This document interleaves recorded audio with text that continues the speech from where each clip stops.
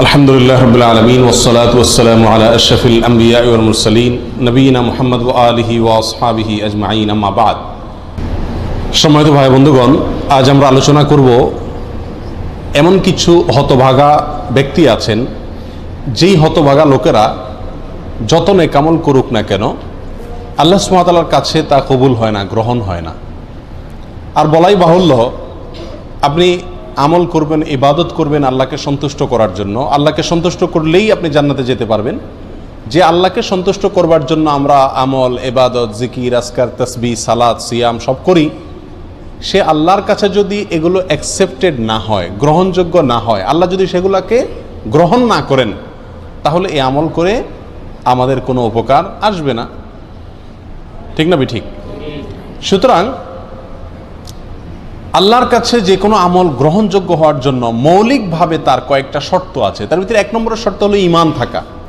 যদি কারোর ভিতরে ঈমানই না থাকে, সে যত ভালো কাজই করুক না কেন আল্লাহর কাছে সেটা গ্রহণযোগ্য হবে না। দ্বিতীয়ত, যেটি মৌলিক শর্ত যে কোনো আমল আল্লাহর কাছে গ্রহণযোগ্য হওয়ার জন্য, সেটি হলো আমলটি নবী আলাইহিস সালাতু ওয়াস সালামের পদ্ধতি অনুযায়ী হতে হবে। এছাড়া অন্য কোনো মনগড়া পদ্ধতি অনুযায়ী করলে সে আমল আল্লাহর কাছে গ্রহণযোগ্য হবে না। তৃতীয় যে শর্ত আছে আল্লাহর কাছে যে কোনো আমল গ্রহণযোগ্য হওয়ার জন্য, সেটা হলো সে আমলটি করতে হবে ইখলাসের সঙ্গে, নিষ্ঠার সঙ্গে। এই আমলটি হবে শুধুমাত্র মালিককে খুশি করার জন্য। দুনিয়ার কোনো ধান্দা, দুনিয়ার কোনো বিশেষ ফায়দা হাসিল করা, কোনো মানুষকে খুশি করা, কারোর কাছে জাহির করা, কারোর কাছে এটার স্বীকৃতি পাওয়া, এ জাতীয় কোনো ধান্দা থাকতে পারবে না। শুধুমাত্র আল্লাহকে খুশি করার উদ্দেশ্যে যদি করা হয়, সেটা হবে ইখলাসের সঙ্গে। অতএব যদি আমি ঈমানের সঙ্গে নবী আলাইহিস সালামের পদ্ধতি অনুযায়ী সহিভাবে এবং শুধুমাত্র আল্লাহকে খুশি করার উদ্দেশ্যে এবং দুনিয়ার কোনো মানুষের কাছ থেকে কোনো ফিডব্যাকের আশা করা ছাড়া কোনো ইবাদত করি, তাহলে ইনশাআল্লাহ সেই ইবাদত আল্লাহর কাছে গ্রহণযোগ্য হওয়ার মতো উপযুক্ত ইবাদত বলা যেতে পারে। এরপরেও ব্যক্তির ব্যক্তিগত কিছু চারিত্রিক ত্রুটির কারণে, কিছু দোষের কারণে, কিছু খারাপ স্বভাবের কারণে অনেক সময় এই শর্তগুলো থাকা সত্ত্বেও আল্লাহ সুবহানাহু ওয়া তাআলার কাছে আমল গ্রহণযোগ্য হয় না। এরকম 13 শ্রেণীর ব্যক্তির সঙ্গে আজকে আমরা পরিচিত হব। এই 13 ক্যাটাগরির কোনো একটিতে যদি আমরা কেউ থাকি, তাহলে ইবাদত কবুলের যে মৌলিক শর্ত আছে সেই শর্তগুলো পাওয়া সত্ত্বেও আল্লাহ সুবহানাহু ওয়া তাআলা আমাদের ইবাদত গ্রহণ করবেন না। তার ভিতরে 1 নম্বরে যে ব্যক্তির কথা বলবো, সেটি সুনানে নাসাইতে বর্ণিত হয়েছে। নবী আলাইহিস সালাম বলেছেন, লা ইয়াকবালুল্লাহু মিন মুশরিকিন আশরাকা বা'দা ইসলামিহি আমালা হাত্তা ইউফারিকাল মুশরিকিনা ইলাল মুসলিমিন। অর্থাৎ নবী আলাইহিস সালাম বলেছেন, কোনো ব্যক্তি ইসলাম গ্রহণ করলেন, আগে তিনি অমুসলিম ছিলেন, ইসলাম গ্রহণ করার পরে যদি আবার সে শিরকে ফিরে যায়, আবার তিনি যদি শিরকে লিপ্ত হয়ে যান, তাহলে তার কোনো আমল আল্লাহ সুবহানাহু ওয়া তাআলা গ্রহণ করবেন না। যদি সে শিরকে লিপ্ত হওয়ার পরে তওবা করে আবার মুসলমানও হয়, তবুও তার আমল গ্রহণযোগ্য হওয়ার জন্য শর্ত হলো হাত্তা ইউফারিকাল মুশরিকিনা ইলাল মুসলিমিন। সে মুশরিকদের দল, মুশরিকদের দেশ, মুশরিকদের সমাজ ত্যাগ করে মুসলমানদের সমাজে আসার আগ পর্যন্ত তার কোনো আমল গ্রহণযোগ্য হয় না। তাহলে একজন অমুসলিম, তিনি মুসলিম হলেন, ইসলাম গ্রহণ করলেন, ইসলাম গ্রহণ করার পরে আবার তিনি অমুসলিম হয়ে গেলেন, এরপর যদি আবার তিনি মুসলমান হয়ে যানও কিন্তু অমুসলিমদের মধ্যেই তিনি অবস্থান করেন, তাহলে তার আমল আল্লাহ তাআলা গ্রহণ করবেন না। তার আমল গ্রহণযোগ্য হতে হলে তাকে মুসলমানদের সমাজে এসে প্রবেশ করতে হবে, বসবাস করতে হবে। এর ফলে সেই ইসলামের উপরে টেকা তার জন্য কি হবে? সহজ হবে। তাহলে আল্লাহর জন্য খারাপ সমাজ, মন্দ সমাজ ত্যাগ করে ভালো সমাজে আসা, এটা বান্দার নেক আমল কবুল হওয়ার জন্য অন্যতম একটি উপায় এবং মাধ্যম। আল্লাহ তাআলা আমাদের সবাইকে এই গুণটি অর্জন করার তৌফিক দান করুন। আমরা সবসময় ভালো সমাজে মুমিনদের সঙ্গে, মুত্তাকিদের সঙ্গে উঠা বসা, তাদের সাথে পরিচিত হওয়া, তাদের সাথে বন্ধুত্ব করা, তাদের সঙ্গে সব লেনদেন করা, কারবার করা, তাদেরকে অন্তরে জায়গা দেওয়া এবং জলছল করা, এটার চেষ্টা করব। তাহলে আমল আল্লাহ সুবহানাহু ওয়া তাআলার কাছে গ্রহণযোগ্যতা পাবে ইনশাআল্লাহ। আর এর বিপরীতে বিশেষ করে যদি কেউ ইসলাম গ্রহণ করার পরে যদি আবার শিরকে ফিরে যায়, তার কোনো আমল আল্লাহ তাআলা আর কবুল করেন না। যদি সে মুসলিমও হয়ে যায়, তবুও তাকে আমল আল্লাহর কাছে গ্রহণযোগ্য করাতে হলে মুসলমানদের সমাজে ফিরে আসতে হবে। তাহলে 1 নম্বর ব্যক্তি পেলাম যে ইসলাম গ্রহণ করার পরে আবার শিরকে চলে গেছে, তার আমল আল্লাহ তাআলা কি করবেন না? গ্রহণ করবেন না। গ্রহণ করবেন শর্ত হলো সে আবার মুসলমানদের মধ্যে ফিরে আসবে, ইসলাম গ্রহণ করবে। এই সমাজে চলে আসবে, তখন আল্লাহ তাআলা গ্রহণ করবেন। নাম্বার 2 এবং 3, 2 এবং 3 এই দুটো পয়েন্ট বর্ণিত হয়েছে আবু দাউদ এবং সহিহ ইবনে খাজামা বর্ণিত এক হাদিসের মধ্যে। নবী আলাইহিস সালাম এখানে এই হাদিসে 2 ব্যক্তির কথা বলেছেন, যে 2 ব্যক্তির আমল আল্লাহ সুবহানাহু ওয়া তাআলা কি করবেন না, কবুল করবেন না। কারা তারা?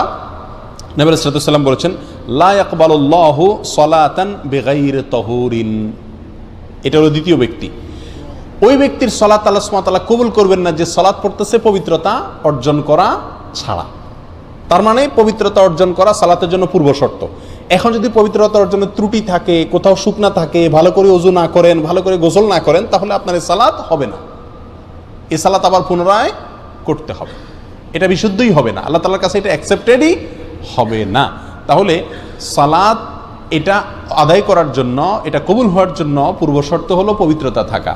সম্প্রতি একটা ভিডিও ক্লিপ, ছোট ভিডিও ক্লিপ আপনারা অনেকেই দেখেছেন হয়তো, অনলাইনে প্রচুর পরিমাণ ছড়িয়ে গেছে। সেটা হলো হারামে মক্কায় ভারতের 2 জন লোক, ইন্ডিয়ার 2 জন লোক, তারা উমরা বা হজ করার জন্য আসছেন দেখা যাচ্ছে ভিডিওতে, এবং জামাত দাঁড়ায় গেছে হারামে। এখন আশপাশে হয়তো অজুর জায়গা ধারে কাছে নাই, তো তারা এক জায়গায় এরকম শূন্যের মধ্যে কোনো পানিটাই নাই, এভাবে নিচ্ছে, কুলি করতেছে, হাত মুখ ধুইতেছে, পানি কিন্তু নেই। একটা ড্রাম বা বাক্সর সামনে এরকম হাত দিচ্ছে, মুখে মুছতেছে, মানে মনে মনে অজু করতেছে, অথচ পানি নেই। তাদেরকে আশপাশে অনেকে বোঝানোর চেষ্টা করছে যে ভাই পানি তো নেই, তোমরা কি অজু করতেছো। তারা এটা নিয়তে অজু করে ফেলতেছে। তাহলে এইভাবে যদি কেউ অজু করে তার সালাত কবুল হবে না। অপবিত্র ব্যক্তির সালাত নামক ইবাদত আল্লাহ কি করবেন না, কবুল করবেন না। এটা হলো দ্বিতীয় ব্যক্তি যার সালাত বা ইবাদত কি হবে না, কবুল হবে না। অতএব ভালোভাবে উত্তম রূপে ওযু এবং গোসল করতে হবে। নাম্বার 3, ওয়ালা সাদকাতা মিন গুলুল। আমাদের সমাজে আজ হালাল ইনকাম করা মানুষ, হালাল উপার্জন করা মানুষ সোনার হরিণ হয়ে গেছে ভাই। আলহামদুলিল্লাহ, দানকারী মানুষের অভাব নেই, সবাই টুকটাক দান করার চেষ্টা করে। কিন্তু এই হাদিসটি জানার পরে দান করার চাইতে ইনকাম যেন হালাল থাকে সেদিকে আমরা বেশি গুরুত্ব দেব। নবী আলাইহিস সালাম বলেছেন, ওয়ালা সাদকাতা মিন গুলুল। অবৈধ সম্পদ আত্মসাৎ করে যে সম্পদ কামাই করেছেন, হারাম উপায়ে যে সম্পদ কামাই করেছেন, সেই সম্পদ দিয়ে যদি আপনি সাদকা করেন, দান করেন, এই দান কবুল হবে না, এটা আল্লাহর কাছে গ্রহণযোগ্য হবে না। তাহলে তৃতীয় ব্যক্তি হলেন ওই ব্যক্তি যে ব্যক্তি হারাম পথে উপার্জন করেন, তার দানের ইবাদত আল্লাহ কি করবেন না, কবুল করবেন না। নাম্বার 4 নম্বর, যার আমল ইবাদত কবুল হবে না, বিশেষ করে সালাতের কথা বলা হচ্ছে এখানে, সালাত কবুল হবে না, তিনি হলেন ওই মহিলা যে মহিলা সালাত আদায় করছেন অথচ তিনি খেমার পরেন নাই, অর্থাৎ ওড়না পরেন নাই। সুনান আবু দাউদের হাদিসে আসছে, নবী সাল্লাল্লাহু আলাইহি ওয়াসাল্লাম বলেছেন, লা ইয়াকবালুল্লাহু সালাতা হাইদিন ইল্লা বিখিমার। প্রাপ্ত বয়স্কা মহিলা তিনি যদি সালাত আদায় করেন তো তার সালাত আল্লাহ সুবহানাহু ওয়া তাআলা কি করবেন না, কবুল করবেন না, যদি তার মাথায় কি না থাকে, ওড়না না থাকে। অর্থাৎ যেভাবে সতর ঢেকে সালাত আদায় করা দরকার সেভাবে যদি সতর না ঢাকা হয় তাহলে তার সালাত হবে না। আমাদের সমাজে বেশিরভাগ মা বোনেরা না জেনে না বুঝে এমনভাবে সালাত আদায় করেন, এমন পোশাকে সালাত আদায় করেন যেই পোশাকে সালাত হয় না, এবং শত শত হাজার হাজার লক্ষ লক্ষ মা বোনরা এভাবে সালাত আদায় করেন বলে আমি জানি। আমাদের পুরুষদের দায়িত্ব তাদেরকে শিখিয়ে দেওয়া। মেয়েদের সালাত বিশুদ্ধ হওয়ার জন্য পূর্ব শর্ত হলো সালাতের মধ্যে সতর ঢাকতে হয়। পুরুষরা পুরুষদের পরিমাণে, মহিলারা মহিলাদের সতর ঢাকতে হয়।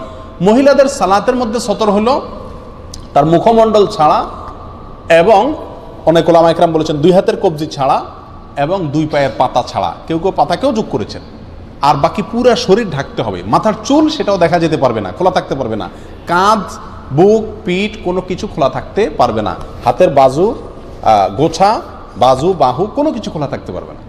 এখন আমাদের দেশে আগে প্রচলিত ছিল, এখনো কোনো কোনো বৃদ্ধ মহিলাকে দেখা যায় সাদা শাড়ি আছে, নামাজের শাড়ি বলে, এটা নামাজের কাপড় আলাদা। তো শাড়ি পরলে একে তো সাদা শাড়ি এমনিই পাতলা দেখা যায়, আবার শাড়ি পরলে শরীরের অর্ধেকের বেশি এমনিই চেষ্টা করলেও ঢাকা যায় না। এই জন্য শাড়ি পরে সালাত আদায় করা উচিত না। যদি আপনি শাড়ি পরার পরে আপনি নিজেকে ওইভাবে সামলাতে পারেন তো করেন, সেটা আপনার ব্যাপার। তবে মনে রাখতে হবে সালাতের জন্য মাথার উপরে একটা স্পেশালি বড় ওড়না বানায় নেওয়া উচিত, যে ওড়না পুরো শরীরকে ঢেকে দিবে একেবারে, এবং তার ভেতরে যথেষ্ট প্রশস্ত থাকবে, এর ভিতরে হাত নাড়াচাড়া করা সহজ হবে। এক কথায় 4 নম্বর ওই ব্যক্তি যার সালাত কবুল হবে না আল্লাহর কাছে, তিনি হলেন প্রাপ্তবয়স্কা নারী তিনি মাথার উপরে ওড়না দেওয়া ছাড়া যদি কি করেন, সালাত আদায় করেন, অথবা ওড়না দিলেন কিন্তু সে ওড়নাটা তার পুরো যেভাবে ঢাকা দরকার সেভাবে ঢাকলো না। আল্লাহ তাআলা আমাদেরকে, আমাদের মা বোনদেরকে সঠিকটা বুঝার তৌফিক দান করুন। নাম্বার 5 নম্বর, এটাও মেয়েদের প্রসঙ্গেই, ওই মেয়ের সালাত কবুল হবে না, আল্লাহ সুবহানাহু ওয়া তাআলা তার সালাতকে গ্রহণ করবেন না, অ্যাকসেপ্ট করবেন না, যেই মেয়ে সালাত পড়ার জন্য মসজিদে গেছেন সুগন্ধি ব্যবহার করে, স্প্রে করে, শরীরের মধ্যে বা কাপড় চোপড়ে স্প্রে করে বা সুগন্ধি জাতীয় কোনো কিছু ব্যবহার করে তিনি মসজিদে গেছেন। এই যাওয়ার ফলে আল্লাহ সুবহানাহু ওয়া তাআলা ওই মসজিদে গিয়ে যত ইবাদতই করুন না কেন, আল্লাহ তাআলা তার সালাত কি করবেন না, কবুল করবেন না।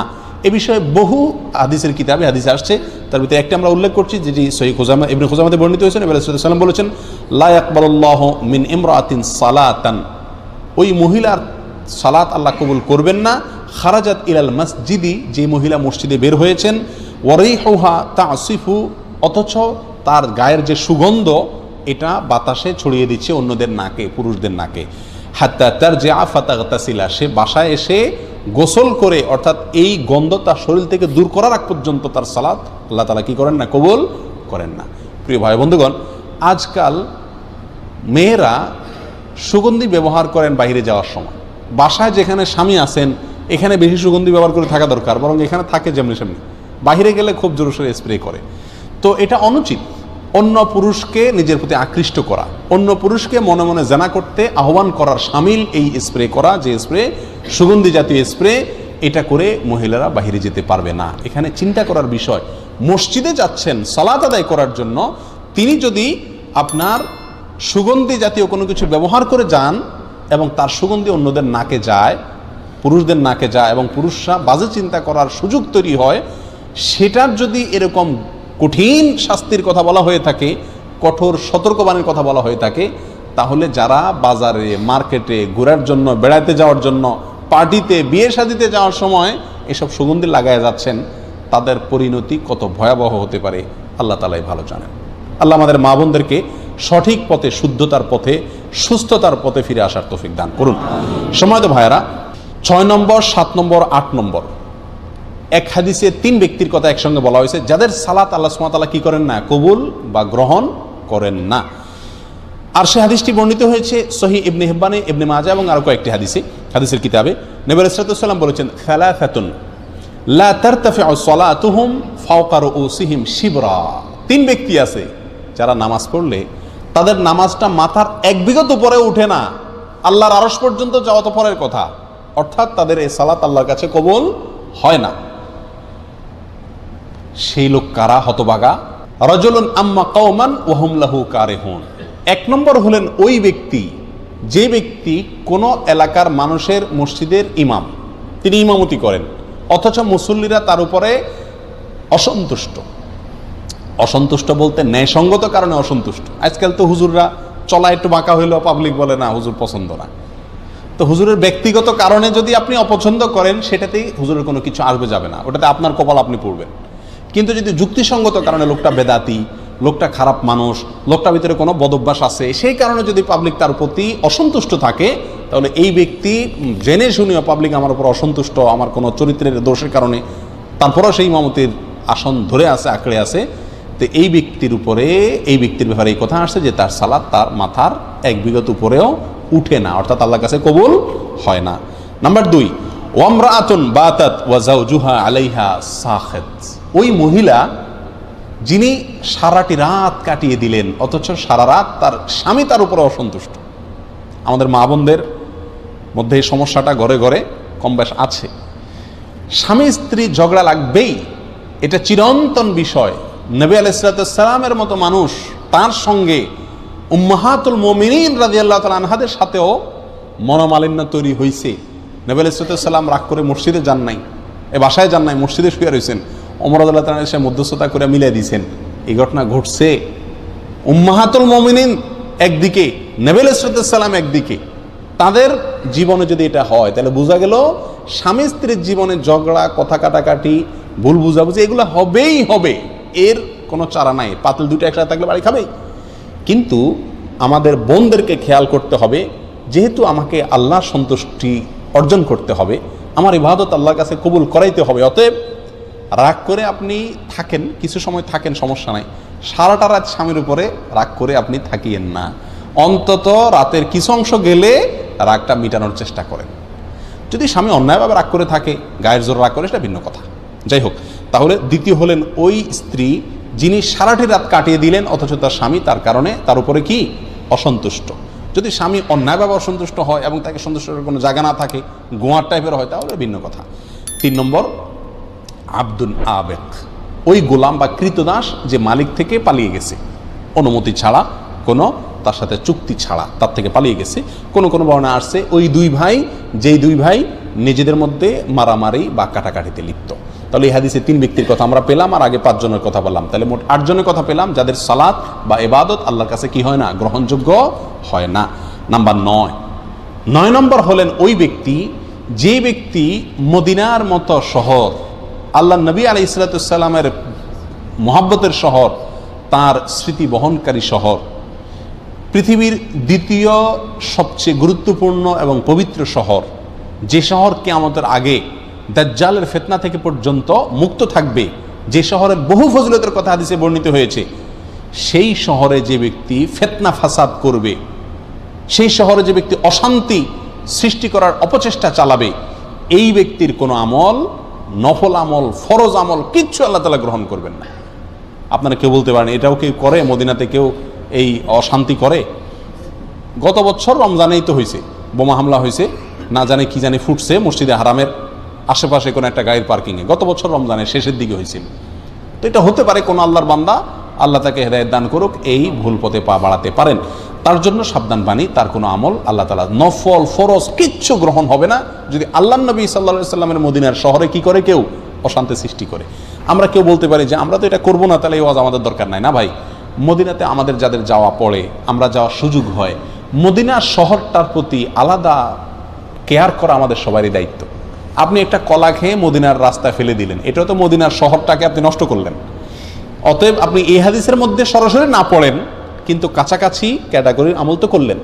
মদিনা শহরের ক্ষেত্রে আমাদেরকে সচেতন থাকতে হবে যে আমার কোনো আচরণ, কোনো কাজ দ্বারা যেন মদিনা শহরের কোনো ক্ষতি বা শহরবাসীর কোনো ক্ষতি না হয়। একই সঙ্গে মক্কার ব্যাপারেও, যেহেতু মক্কাও হারাম, পৃথিবীর সবচেয়ে পবিত্র শহর, সেটারও পবিত্রতা রক্ষার জন্য চেষ্টা করতে হবে। যাই হোক, মূল হাদিসটি আমরা চলে আসি। হাদিসটি সহিহ মুসলিম সহ বিভিন্ন হাদিসের কিতাবে আসে। নবী সাল্লাল্লাহু আলাইহি ওয়াসাল্লাম বলেছেন, আল মাদিনাতু হারামুন মা বাইনা আইর ইলা সাউর, মদিনা শহরটা সম্মানিত শহর। ফামান আহদাসা ফিহা হাদাসান, যে ব্যক্তি এই মদিনা শহরে কোনো দুর্ঘটনা ঘটাবে, আওয়া মুহদিসান, অথবা কোনো দুর্ঘটনাকারীকে আশ্রয় দিবে, ফাআলাইহি লানাতুল্লাহি ওয়াল মালাইকাতি ওয়ান নাসি আজমাইন, তার উপরে আল্লাহর লানত, ফেরেশতাদের লানত, সকল মানব জাতির লানত পড়ে তার উপরে। এবং লা ইয়াকবালুল্লাহু মিনহু ইয়াউমাল কিয়ামাতি আদলান ওয়ালা সারাফা, কিয়ামতের দিনে ওই ব্যক্তি যত আমল করে নিয়ে যাক না কেন, আল্লাহর কাছে তার কোনো ফরজ নফল কোনো আমল কি হবে না, গ্রহণযোগ্য হবে না। তাহলে মদিনা শহর যে অশান্তি সৃষ্টি করে, তার জন্য এই পরিণাম যে তারও আমল, কোনো আমল আল্লাহ কি করবেন না, গ্রহণ করবেন না। এরপরে আসি 10, 11, 12, 3টা পয়েন্ট আসছে এক হাদিসে। আর হাদিসটি বর্ণিত হয়েছে সহিহুল জামের ভিতরে, তাবরানীদের ভিতরে আসছে। নবী সাল্লাল্লাহু আলাইহি ওয়াসাল্লাম বলেছেন, সালাসুন লা ইয়াকবালুল্লাহু লাহুম সারফান ওয়ালা আদলা, 3 হতভাগা ব্যক্তি আছেন যাদের কোনো ফরজ নফল কোনো আমল আল্লাহ সুবহানাহু ওয়া তাআলা, নফল বা ফরজ কোনো আমল আল্লাহ তাআলা গ্রহণ করবেন না। কারা তারা? নাম্বার 1, আকুন, মা বাবার অবাধ্য সন্তান, মা বাবাকে কষ্ট দেয়, মা বাবার ন্যায্য দাবিকে মানে না, মা বাবার ন্যায়সঙ্গত নির্দেশকে ফলো করে না। বড় কঠিন একটা জায়গা, মানতেই হবে আল্লাহ এবং তার রাসূল সাল্লাল্লাহু আলাইহি সাল্লামের পরে যার নির্দেশ মানতে আমি বাধ্য, কে সে? আমার জন্মদাতা বাবা এবং মা। যতক্ষণ সাধ্যে কুলায় মানতে হবে, শুনতে হবে। আজ আমাদের অবস্থা হয়ে গেছে যে আমরা ওই যে এর আগে একটা হাদিস আপনাদেরকে শুনেছিলাম, 15টি বদভ্যাস যখন কোনো জাতির ভিতরে আসবে, তখন আল্লাহর গজব সেখানে সে জাতির উপরে চলে আসবে। তার ভিতরে একটা হলো, একটা সময় আসবে কিয়ামতের আগে মানুষ বউয়ের কথা শুনবে, মায়ের কথা শুনবে না, দোস্তকে সময় দিবে, বাপকে সময় দিবে না। আজকে সেই সময়টা এসে গেছে। আমাদের উচিত মা বাবার নির্দেশকে সর্বোচ্চ গুরুত্ব দিয়ে দেখা।